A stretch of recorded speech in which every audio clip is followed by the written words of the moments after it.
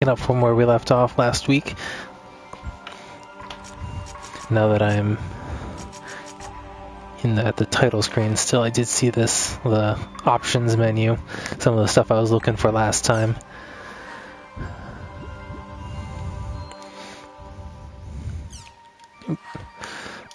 I think I might actually give the Japanese audio a try. We'll do a week with the English, a week with the Japanese, and then see which one I like better. This is all probably fine. This is fine. What other options? I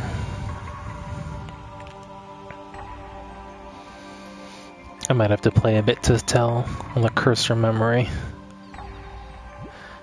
And I think I remember these can be customizable in-game, so just the language setting here.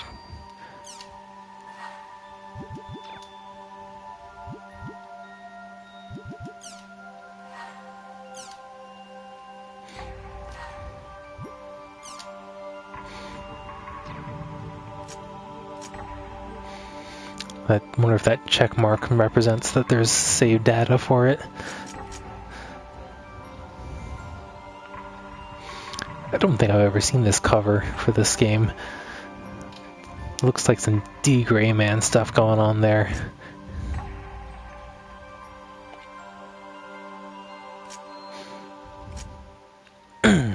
Anyway, let's go. What is the difference between continue and load data? I wonder.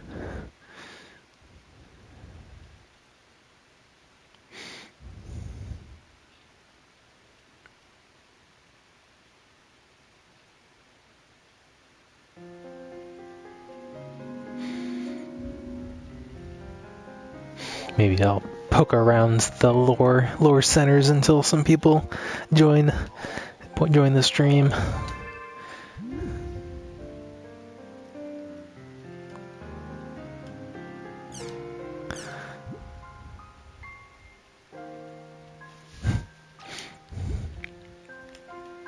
See if there's anything that I missed last week.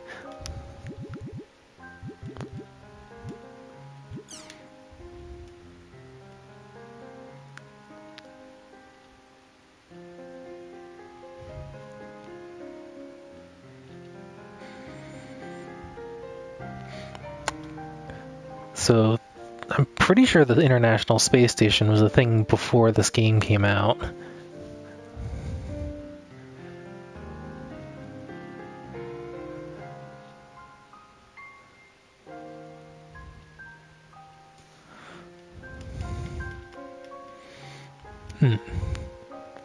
This lore is asserting that Evolution was the first space station and then the International Space Station followed. And as far as I personally know, I don't think we've got a noteworthy space station up in orbit around the Earth or anywhere really, other than the International Space Station.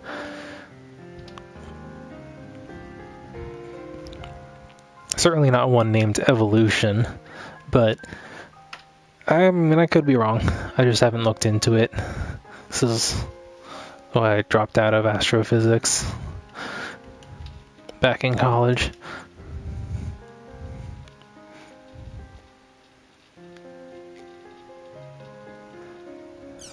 Japan などが参加し、2017年の完成を目指していた国際宇宙ステーションが完成間近となりました。サッカー場ほどもある巨大な有人施設では宇宙環境を利用したさまざまな実験、研究を行うことになっています。Okay.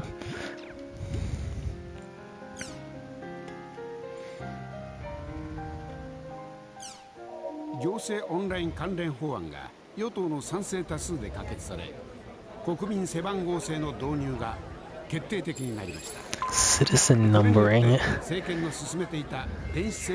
kind of like giving everyone, at least in the States, everyone who's here legally has a social security number. So that's And we kind of use that as an idea of sorts. It's not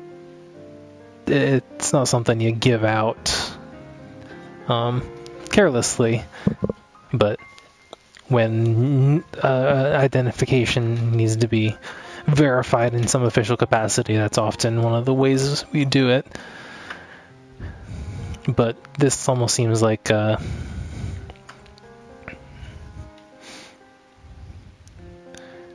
little more dystopian, in that, I don't know, and now that I think about it, Social Security numbering is also kind of the way that the government just identifies you by number, here at least. So maybe it's not that different.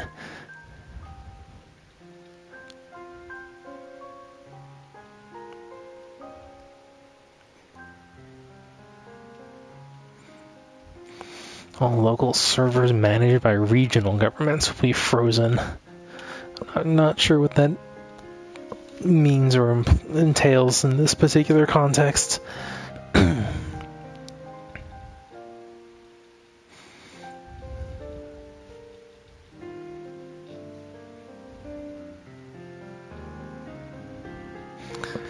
Required for all citizens to wear their own number at all times for administrative purposes. Now that's the people herding kind of ideology going on there.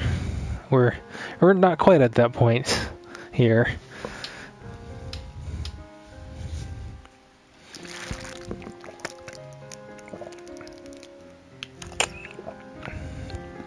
In this particular case, they're just Japan they're talking about here.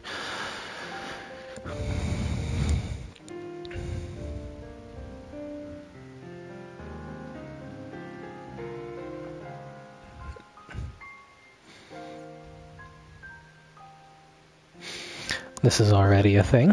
This is not science fiction anymore. I'm not sure how much it was before. Like, you could already do a lot with just online in terms of variety of services. Even back when this was new, I think. Pretty sure Amazon had already existed, so that was retail.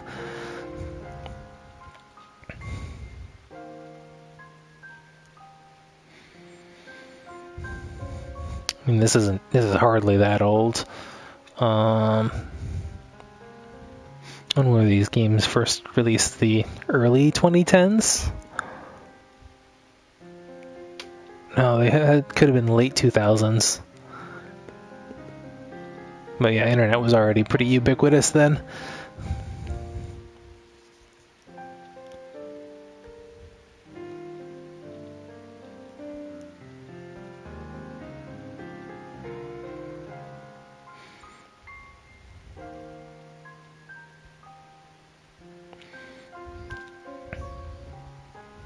Mr. Co equals G. That's I'm not sure if that's what that's supposed to say, but we'll see if it comes up again later.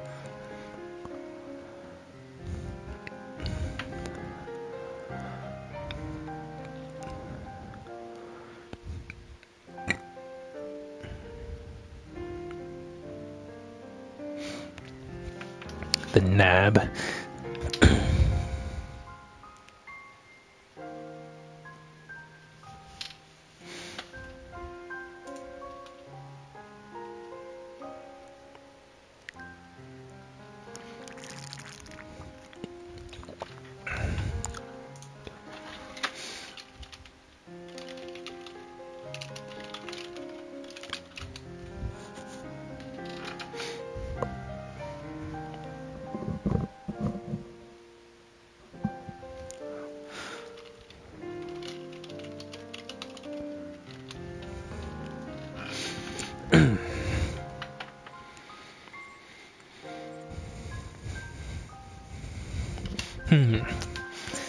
NAB. So NAB is apparently a body, an organization that's supposed to bring some semblance of order to the internet, for fewer data leaks, and at first glance it would appear no problems whatsoever. That's an interesting concept. So far, our own world has made several attempts at internet governing in a sense, and I'm not sure anything has truly taken hold, aside from stuff that creates physical limitations, physical being an odd way of putting it, but stuff that like ISP throttling and so on, that has been an issue since, or that has come back onto the table as an issue since the repealing of net neutrality.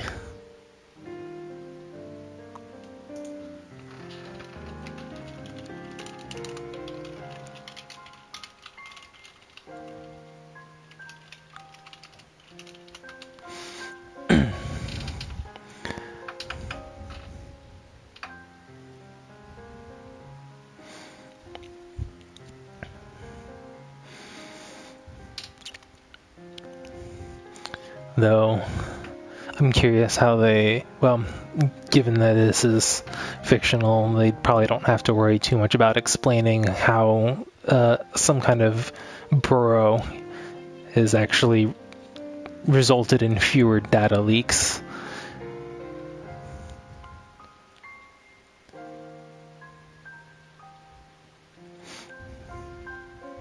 Thanks, Twitch.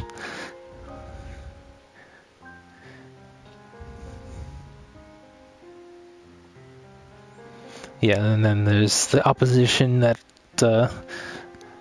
dislikes how the unified ID system would be defining a person by a number.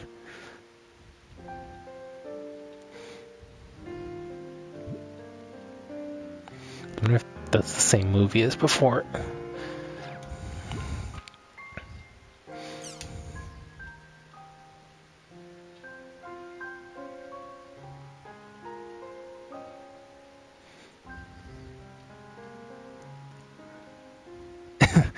Let's see what the argument they try to make here.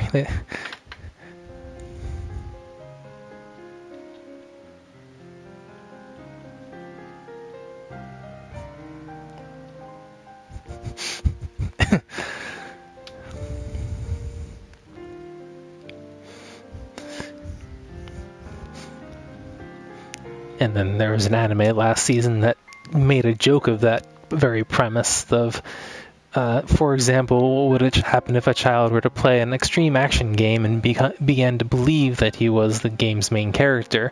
He could possibly act like in real life the same way he could in the game. It frightens me just thinking about the consequences of that.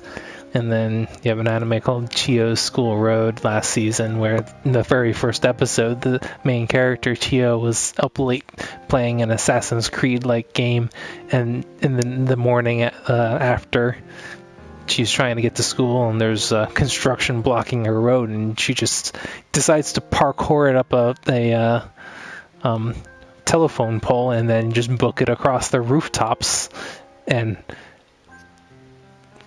they make a whole big deal out of it, and now it's not as easy as they make it look, and definitely a lot more dangerous. But then the joke kind of swings around, and it actually turns out okay, because the worst case scenario is not always the scenario that happens. So there's a bit of optimism there. And it's a comedy show anyway, so... But that kind of thing comes up periodically through the show. And it's interesting to see their take on it.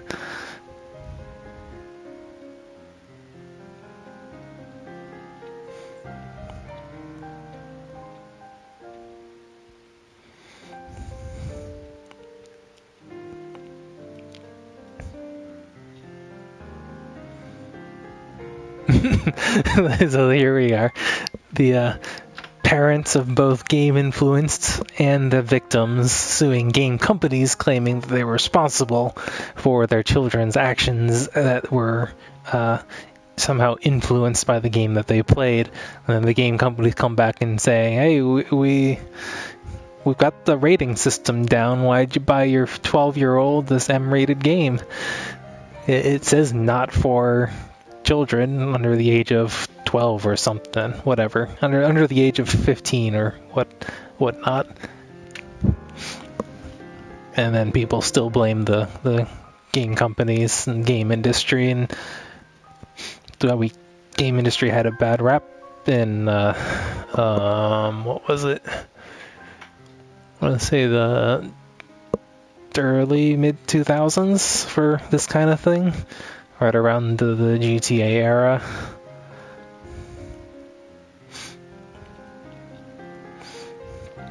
And you can't just blame the problem on one thing. It's more complex than that. Yep. Good bottom line to have.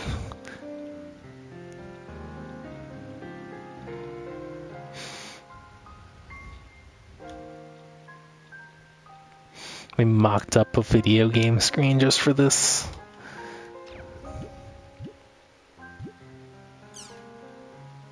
Oh, this is the full dive stuff.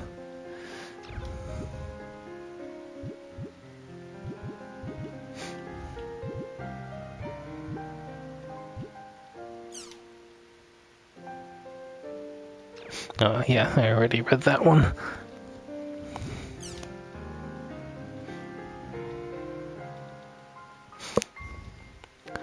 It's a VR game, but doesn't compel you to move around, huh? Yeah, just have your controller in one hand and you can move that way. But why have the screen over your eyes if you're not going to integrate some kind of gyroscope so that when you move your head, it moves your view? Then again, I'm just speculating based on the image.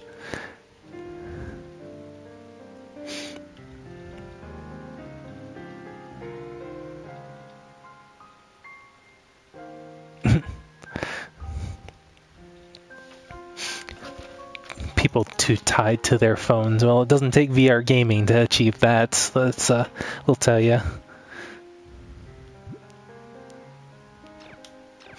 All right.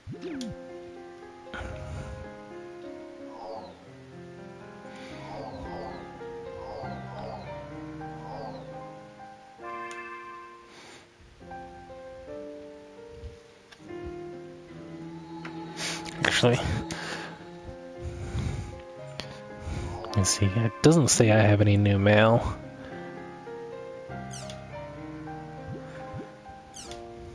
All right, this was the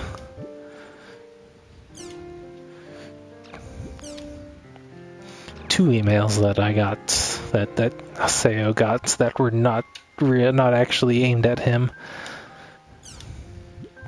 All right, I have a quest with Adelie. So that's something I can do.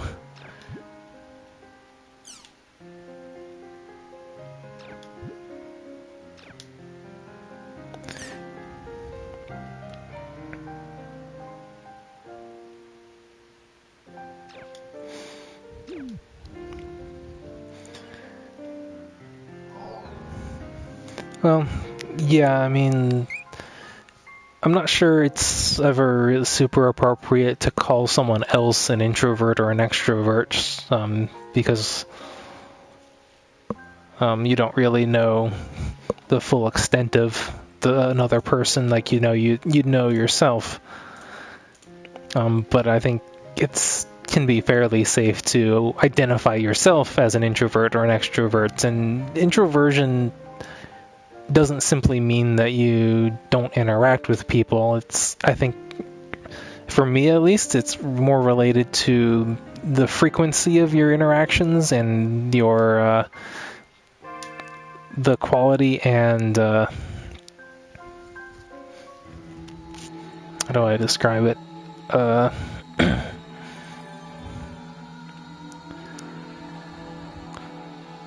for lack of a better way of saying it, the quality and like enthusiasm of your interactions.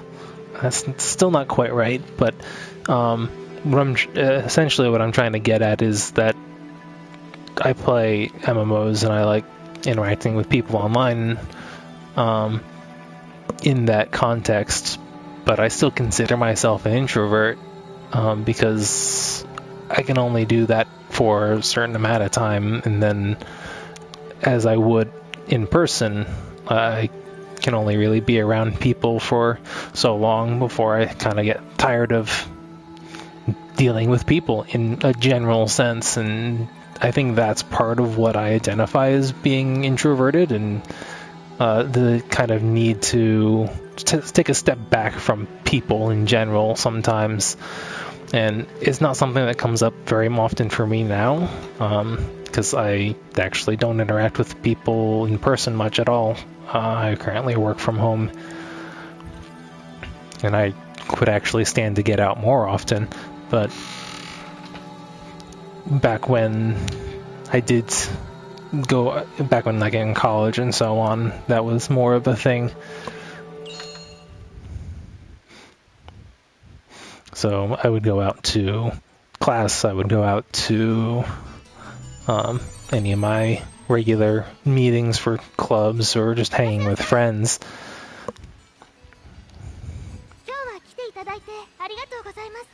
And since you missed earlier, I did switch the audio to Japanese just to try it.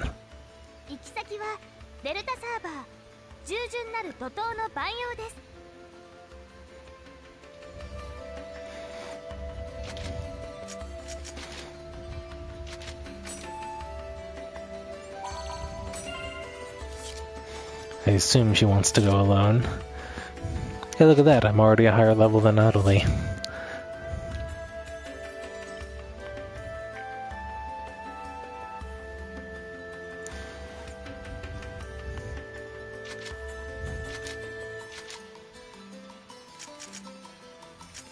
The Ohm shell.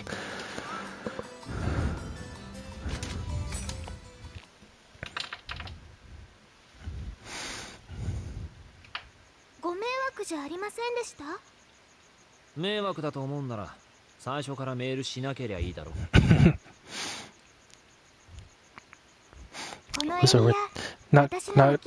not a question that required a direct answer.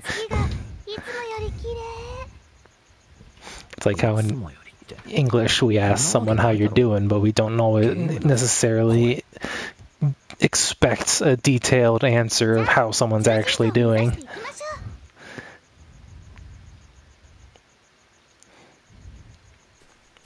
In fact, most of the time people would rather not hear a detailed explanation of how you're doing, even if they ask.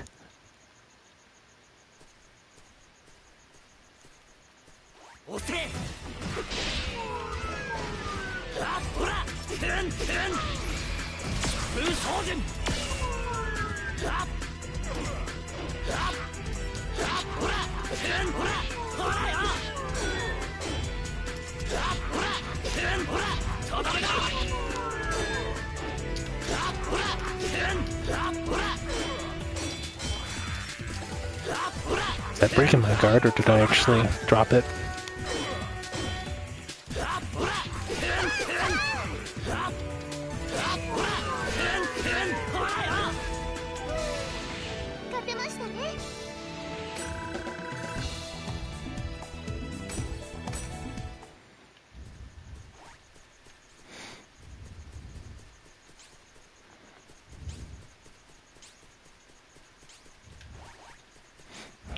It looks like a gentle incline, but I still can't actually.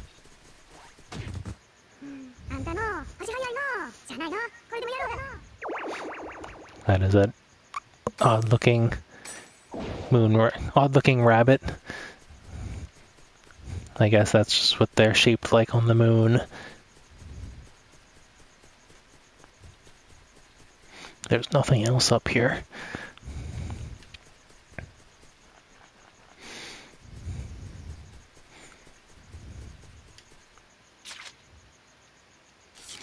So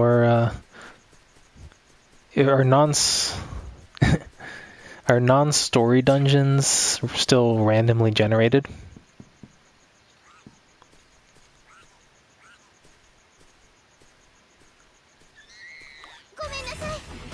Oh no.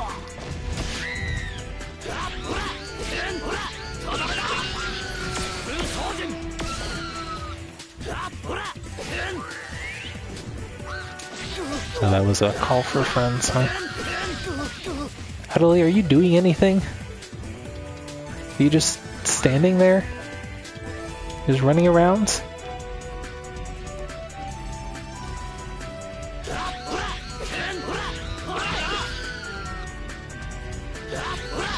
Yeah, I know story dungeons would be not random, but are non-story dungeons randomized.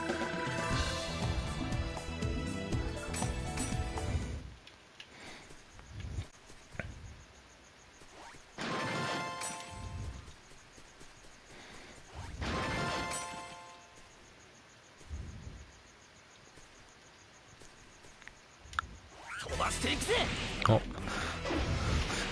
I was walking slowly and I still got noticed.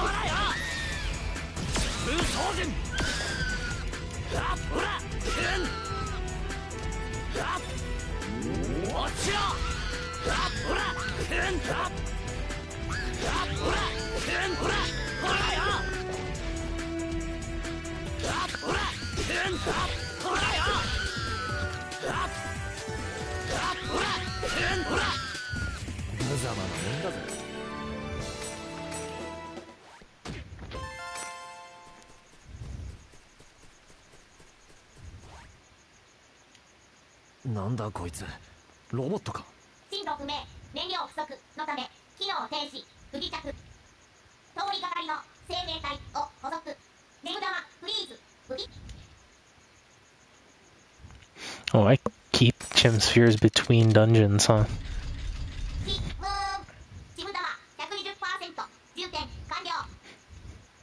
Jerk took more than he needed.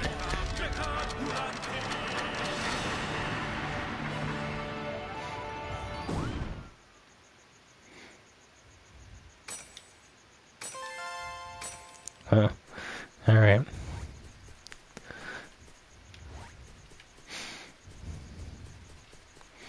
Well, it's not a golden axe or a silver axe.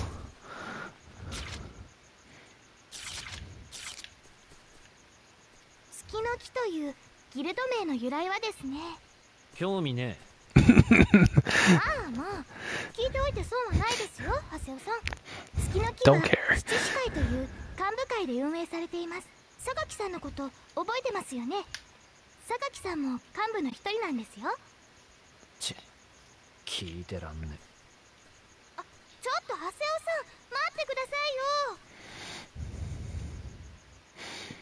So I guess that begs the question, are you ever able to generate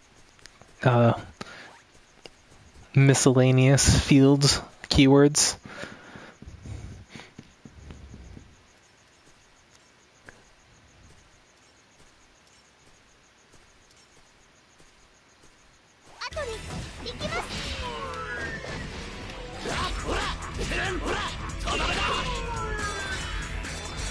I know they are just hurting me through my guard.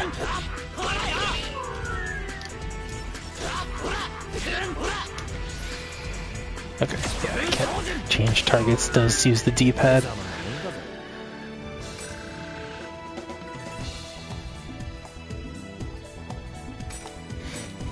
But can you use, like, if you've got a bunch of different keywords already saved up, can you pick them at random yourself and get a dungeon field?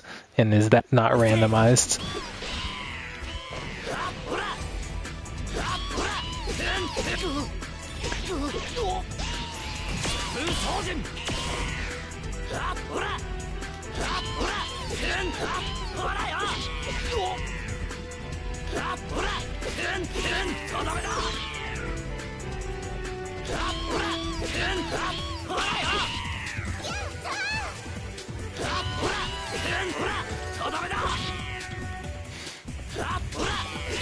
They look like Dragon Quest monsters.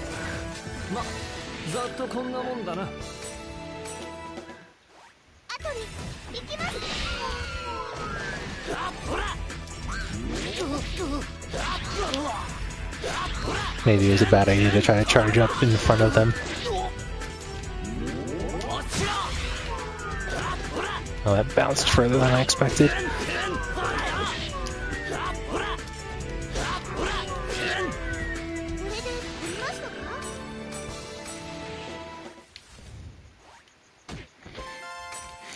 I know it's a very different battle system, but I noticed that Dot Hack here has figured out the whole encounters happen on the spot with the terrain where you encounter them thing that admittedly gave the Tales games a little bit of trouble for a bit. And this was the late 2000s.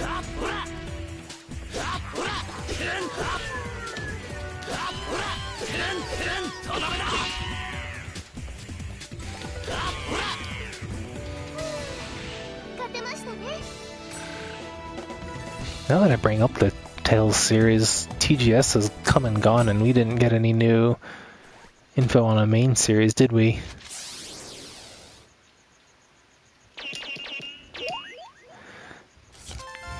Just the new mobile game.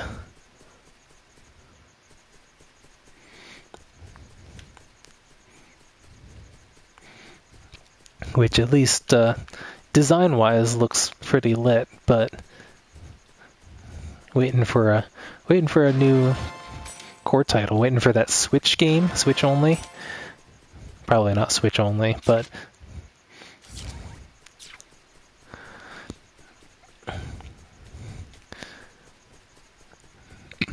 next gen, well, Switch plus PS4, so on.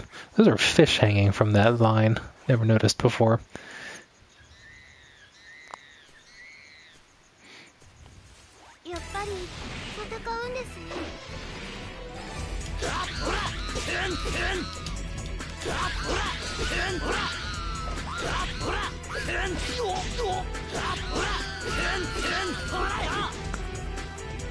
What is this guy doing? Oh, he was just chasing out Oli. Good, make her defend herself. Instead of just leeching.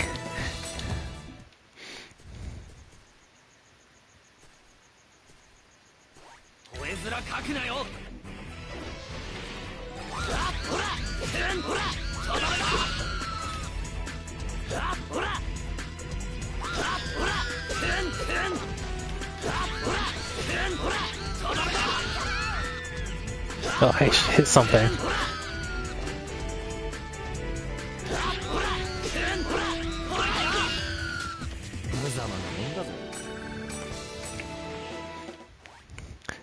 Doesn't even have the decency to throw me a heal.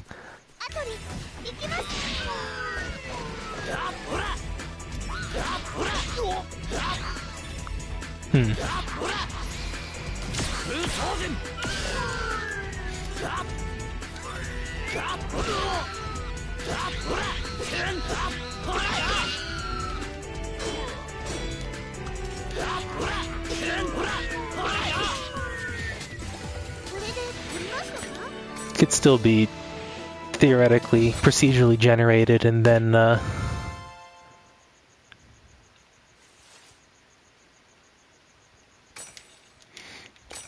just remembered from there, potentially. I vaguely remembered that the first games did have a degree of randomization with their field titles, but like as you describe, I think they do. If you go to the same keyword, you still get the same field and dungeon.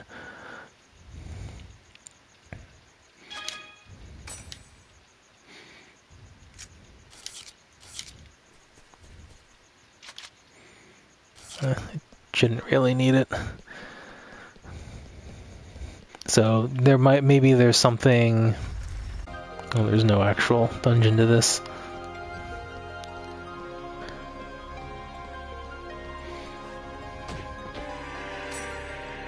取るもん取ったし、タウンに戻るぞ。